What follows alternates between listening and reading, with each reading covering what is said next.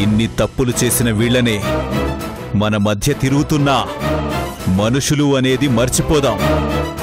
ఈ ఊరి పంట కాని పాడి కాని ఏది వాళ్ళకివ్వద్దో.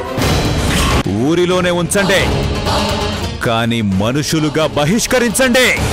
మేము హంతకులమని బోర్డులు తగిలించే వీళ్ళిద్దరిని ఊరంతా తిప్పండి. ఇన్ని రోజులు నా కూతుర్ని గుర్తు చేసుకుని బాధపడ్డానికే ఈ ఫోటో ఉంది. కానీ ఈ రోజు నుండి నాకు ఆ బాధ లేదమ్మా. నేను చెప్పేది శిరీష గారి గురించే. ప్రేమించిన మనిషి బాధ చూడలేక సంజయ్ వెళ్ళి ఆయన గారిని నిలదీసి చేయి చేసుకున్నాడని ఊరంతా కలిసి వాళ్ళని తరిమి కొట్టారు.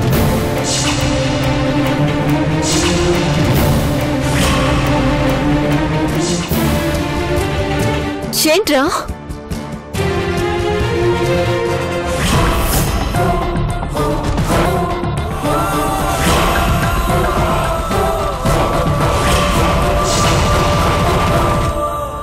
అది జరిగింది. ఏంటక్క వీళ్ళ న్యాయం? దేవుడు దేవుడు అని ఆయన నెత్తిన పెట్టుకొని వీళ్ళు దెయ్యాలా తయారవుతున్నారు.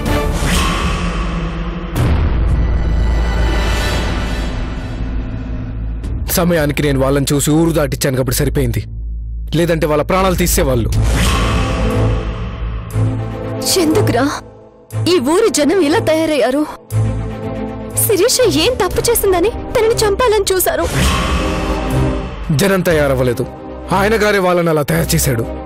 ఏ పాపం తెలియని శిరీష గారిని తీసుకొచ్చి ఈ ఊర్లో బందీని చేసి తప్పు చేసింది ఆయన. అయినా అది మనసులో పెట్టుకోకుండా, పోలీసులకి నిజం చెప్పకుండా ఆయన గారిని జైలుకు పోకుండా కాపాడింది. ఆ విశ్వాసం కూడా లేదు ఆయనకి. నీ మాటలు నమ్మి అందరిలా తను ఆయన్ని దేవుళ్ళ చూసింది. మన రెండు కుటుంబాల్ని కలపాలని చూసింది. అలాంటి మంచి మనిషికి ఈ ఊరు మర్చిపోలేని మర్యాద చేసింది. భయంతో పారిపోయేలా చేసింది. ఈ విషయం అన్నయ్యకి తెలియకుండా జరుగుంటుందిరా. అన్నయ్యకి తెలుసుంటే శిరీషకి అలాంటి కష్టం వచ్చేది కాదు. ఏంటక్క మరీ అమాయకంగా మాట్లాడతావు? ఆయనకు తెలియకుండానే ఊరంతా వాళ్ళ వెంట పడుతుందా? అనుమానించడం అవమానించడమే అనుకుంటే ప్రాణాలు తీయడం కూడా మొదలు పెట్టాడు. ఇంకా ఆయన ఎవరు బాగు చేయలేరు.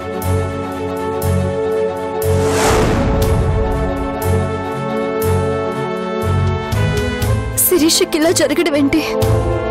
పాపం ఎలా ఉందో ఏంటో.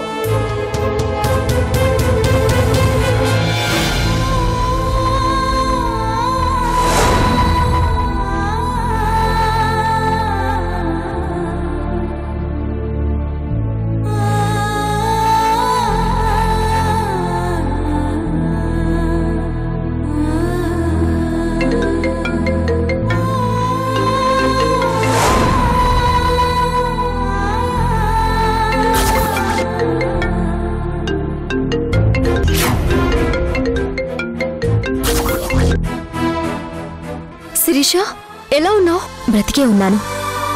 చైతన్య చెప్తే గాని నాకు ఈ విషయం తెలియలేదు. ఎక్కడో ఏదో పొరపాటు జరుగుంటుంది. జరిగింది పొరపాటు కాదండి. కావాలని మమ్మల్ని చంపాలని చూశారు. మీ అన్నయ్య గురించి తెలియక సంజయ్ తొందరపడితే ఏకంగా మా ప్రాణాలు తీయాలని చూశారు. మీ ఊరు చూసి ఇలాంటి ఊరిలో నేనెందుకు పుట్టలేదా అనుకునేదాన్ని. కానీ ఇప్పుడు మీ ఊరి పేరు విన్నా భయమేస్తుంది. నీకేం భయం లేదు శిరీష, నేనున్నాను. ఎవరున్నా చేయగలిగిందేం లేదండి. తెలుసో తెలియకో సంజయ్ మీ అన్నయ్య మీద చేయి చేసుకున్నాడు. ఆ కోపాన్ని ఊరు జనం ద్వారా తీర్చుకోవాలని చూశారు. ప్రాణభయంతో పారిపోయి వచ్చాం. చైతన్య వచ్చి సహాయం చేయకపోతే మమ్మల్ని చంపేసేవాళ్ళు. ఇది అన్నయ్యకి తెలియకుండా జరుగుంటుంది. లేదు, తెలిసి జరిగింది. పారిపోయి ఇంత దూరం వచ్చినా ఎప్పుడు ఏ రూపంలో మా ప్రాణాలు తీయాలని చూస్తారో అని భయమేస్తుంది. మీరెలా భయపడద్దు. అంతగా అవసరమైతే అన్నితో నేను మాట్లాడతాను. మాట్లాడి ప్రయోజనం ఏముందండి? అయినా మీ మాట వినాలి కదా. అయిపోయిందండి. ఇంక మీ ఊరికి మాకు రుణం తీరిపోయింది. ఇన్ని రోజులు నాకు ధైర్యాన్నిచ్చిన మీ ఊరు ఈ రోజు ఇంత దూరం వచ్చినా భయపడుతుంది. మీ అన్నయ్య మమ్మల్ని వదిలిపెడతాడు అన్న నమ్మకం నాకు లేదు. క్షణక్షణం భయపడుతూనే ఉన్నాం.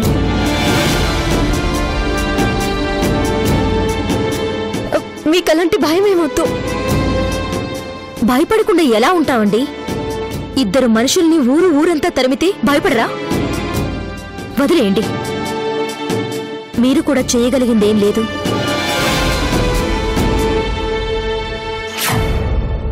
మేము బతికుంటే చూడటానికి మీరు రావాల్సిందే తప్ప మేము మళ్ళీ రాలేం. ఉంటారండి.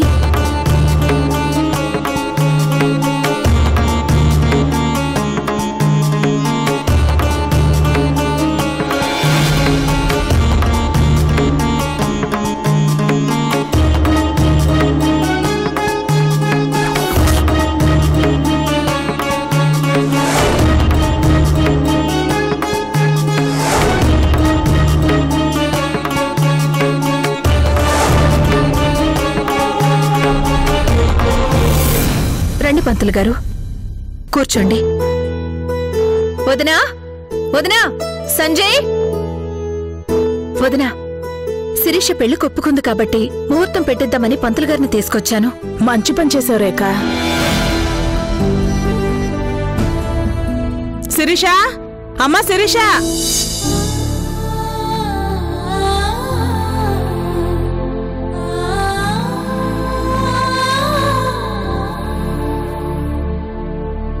పంతులు గారు దగ్గరలో మంచి ముహూర్తం ఉంటే చూడండి. అలాగేనమ్మా.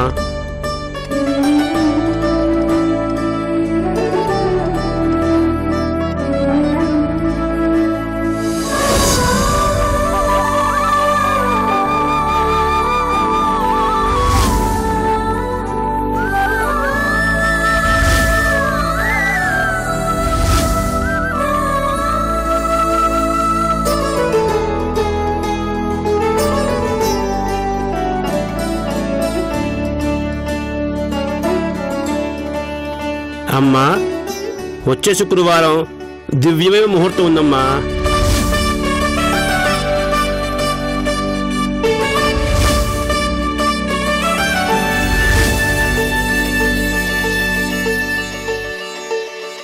ముహూర్తాన్ని కానీ పెళ్లి జరిపిస్తే దంపతులిద్దరూ జీవితాంతం సుఖ సంతోషాలతో తొలుతూగుతూ ఉంటారమ్మా. ఇంత దగ్గరలో ముహూర్తం అంటే పెట్టనే వదినా. ఇప్పటికే చాలా ఆలస్యమైంది.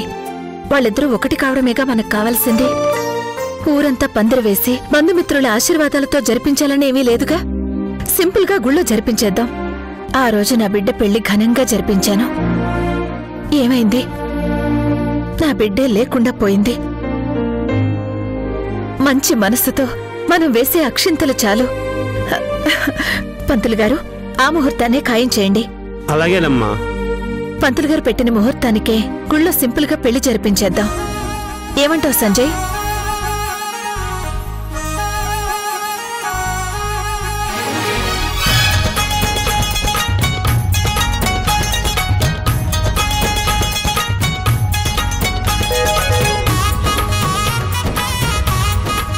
శిరీష, నువ్వేమంటావు?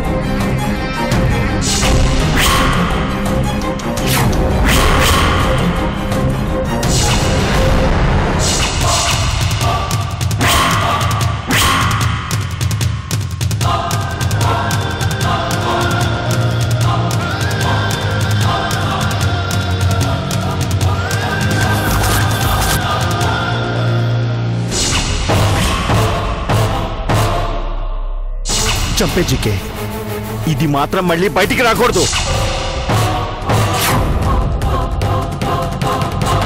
దీని చేతిలో చనిపోయిన మా నాన్న తిరిగి రాడు, నా చేతికి దొరికిన ఇది తిరిగి రాదు.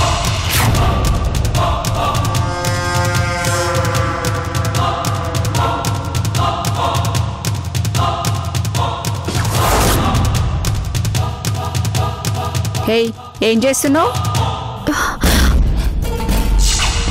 పనులు మానేసి పేర్లు రాస్తూ కూర్చున్నావేంటి? సరే, నీకోసం ఎవరో వచ్చారు పదా. నా కోసమా? నా కోసం వచ్చేవాళ్ళు ఎవరూ లేరు. వచ్చారని చెప్తున్నాను కదా. ఎవరొచ్చారు? వచ్చి చూస్తే నీకే తెలుస్తుంది. రా.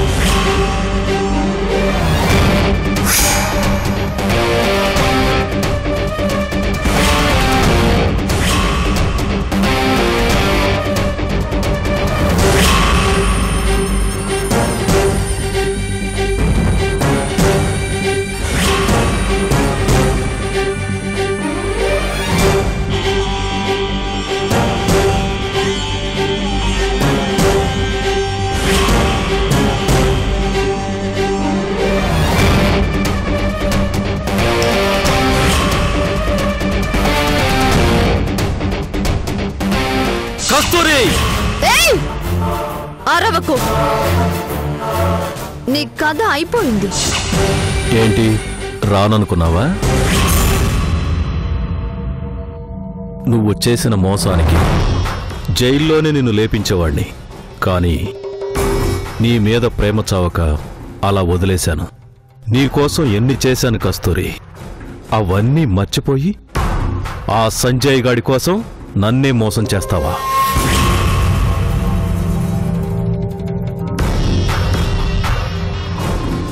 నీ మీద ప్రేమతో మీ నాన్నకిచ్చిన డబ్బు గురించి మర్చిపోయాను. నీకోసం వేలకు వేలు ఖర్చు పెట్టాను. నీ పగ నా పగ అనుకుని నీకు అడ్డం వచ్చిన వాళ్ళని అడ్డం తప్పిస్తూ వెళ్ళాను. ఇంత చేసినా నా కోసం నువ్వు చేసిందేంటి? ఆ సంజయ్ గాడి కోసం నన్ను జైలు పాలు చేశావు. సరే, నమ్మిన నన్ను మోసం చేసి నువ్వు సాధించిందేంటి? బెయిలిచ్చేవాళ్ళు కూడా లేక ఈ జైల్లో మొగ్గుతున్నా. ఇక్కడ నువ్వు జైల్లో ఉంటే బయట ఏం జరుగుతుందో తెలుసా?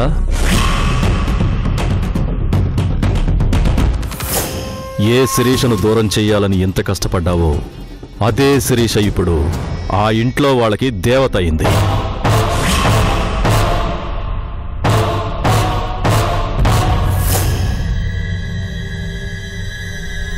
అప్పుడే అంత షాక్ అవుకు. అంతకంటే పెద్ద షాకింగ్ న్యూస్ ఉంది. సంజయ్ నీకు దూరం కాకూడదని, ఆ శిరీష మీ మధ్య ఉండకూడదనేగా ఇదంతా చేసింది.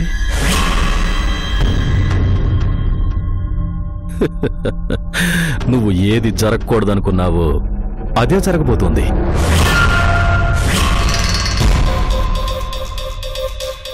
ఎల్లుండే శిరీషకి సంజయ్కి పెళ్ళి.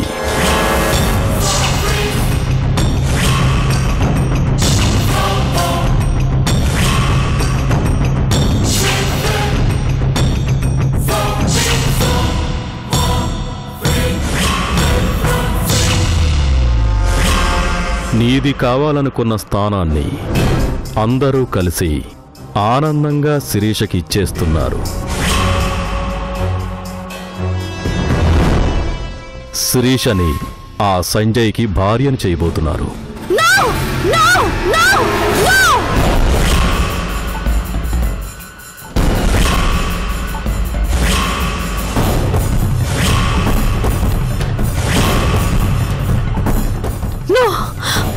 అలా జరగడానికి వీల్లేదు. ఇప్పటి వరకు నేనేం చేసినా అది సంజయ్ కోసమే చేశాను. అలాంటిది సంజయ్ నాకు దూరం అవుతాడంటే నేనెలా ఊరుకుంటాను?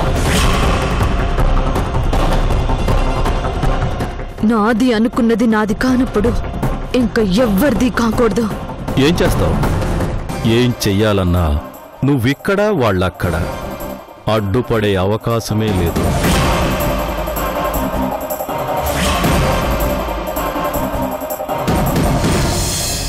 వాళ్ళిద్దరూ హ్యాపీగా పెళ్లి చేసుకుని కాపురం పెడతారు. నువ్విక్కడే ఇలా జైల్లోనే బ్రతకాలి. లేదంబరీష్, ఆ పెళ్లి మాత్రం జరగకూడదు.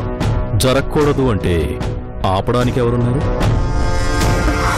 అంటే అంటే నా కోసం నువ్వు లేవా? నా కోసం నువ్వేమి చేయలేవా? నీకోసమే ఉన్నాను. నీకోసం చాలా చేశాను. దానికి ప్రతిఫలంగా నా కోసం నువ్వేం చేశావు? నమ్మించి మోసం చేశావు. నన్ను జైలు పాలు చేశావు. నిజమే, మోసం చేశాను. ఎవరి కోసం? ఆ సంజయ్ కోసం. కానీ సంజయ్ నాకు దూరం అయిపోతున్నాడు. ఆ శిరీషకి దగ్గర అవుతున్నాడంటే చూస్తూ మాత్రం ఊరుకోలేను. ఇంకెప్పుడు నిన్ను మోసం చేయను. ప్లీజ్, ఆ పెళ్ళాపడానికి నాకు హెల్ప్ చేయి. ఒక్కసారి మోసపోయాక మళ్ళీ నమ్మాలంటే కష్టం కస్తూరి. లేదు, ఈసారి నిన్ను మోసం చేయను. నాకు నమ్మకం లేదు. సరే, నువ్వు నన్ను నమ్మాలి అంటే నేనేం చేయాలి? నువ్వేం చెప్పినా చేస్తాను. చెప్పు, ఏం చేయమంటావు?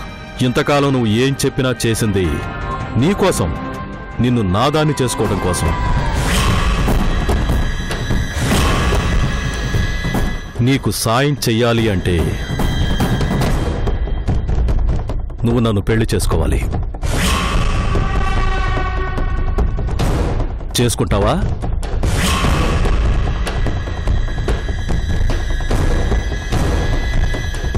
నన్ను పెళ్లి చేసుకుంటే నువ్వు నాదానివవుతావు. నీ పగ నాదవుతుంది. నీకోసం ఏమైనా చేయాలనిపిస్తుంది. చెప్పు, పెళ్లి చేసుకుంటావా? కాదు అంటే ఈ జైల్లోనే నా జీవితం నాశనమైపోతుంది. అంతకన్నా వీణ్ణి చేసుకుంటే కనీసం ప్రతీకారమైనా తీర్చుకోవచ్చు. ఇంకా ఆలోచిస్తున్నావు అంటే నీకీ జైల్లోంచి బయటికి రావడం ఇష్టం లేదన్నమాట. సరే, ఇక్కడే ఉండిపో. చేసుకుంటాను.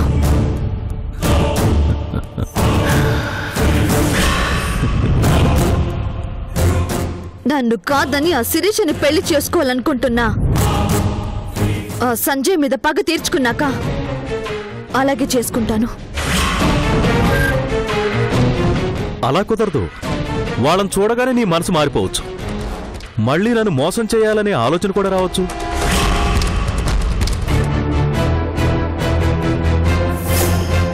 నువ్వు బయటికి రాగానే ముందు మన పెళ్ళి, ఆ తర్వాత ఏదైనా. అలా ఓకే అంటేనే నిన్ను బయటికి తీసుకొస్తాను. అవమానపడిన మనసు ఎప్పుడు మారదంబరీష్. అది పగతో రగిలిపోతుందే గాని దానిలో ప్రేమ పుట్టదు.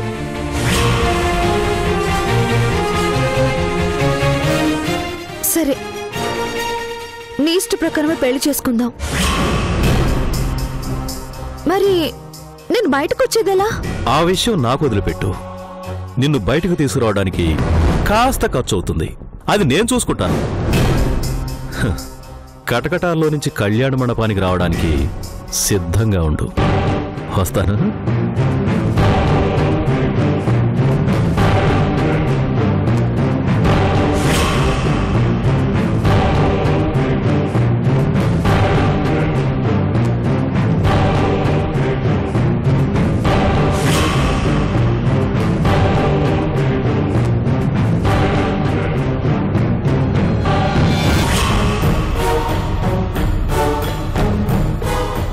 శ్రీ మాంగళ్యదాభ్యో నమః. ప్రార్థనపూర్వక నమస్కారం సమర్పయామి. ఓం మాంగళ్యం తంతునానేన మమ భర్తగా నీ మొదటి కోరిక తీర్చడం నా బాధ్యత. నోరు తెరిచి నువ్వే వాడి ప్రాణాలు నాకు కావాలి అన్న తర్వాత నేను వదిలిపెడతాను.